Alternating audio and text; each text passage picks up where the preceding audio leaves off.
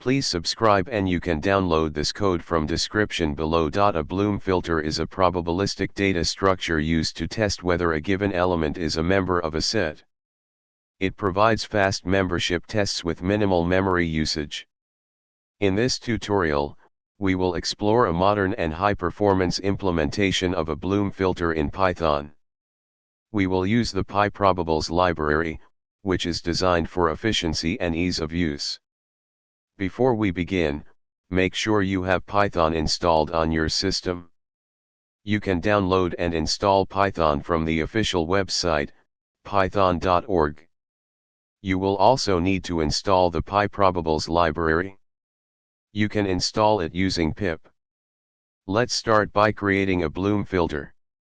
You can specify the desired error rate, false_positive_rate, and the expected number of elements to be inserted into the filter, capacity. Here's an example. To add elements to the Bloom filter, you can use the add method. To check whether an element is in the Bloom filter, use the __contains___ method or the contains method. You can estimate the false positive rate of your Bloom filter after adding elements by using the estimate_false_positive_rate method.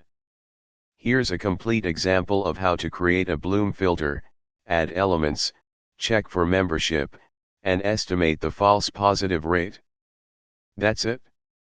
You now have a modern and high-performance Bloom filter implemented in Python using the pyprobables library. Bloom filters are useful for tasks like spell checking, duplicate detection, and more, where you need to quickly check for set membership with minimal memory overhead.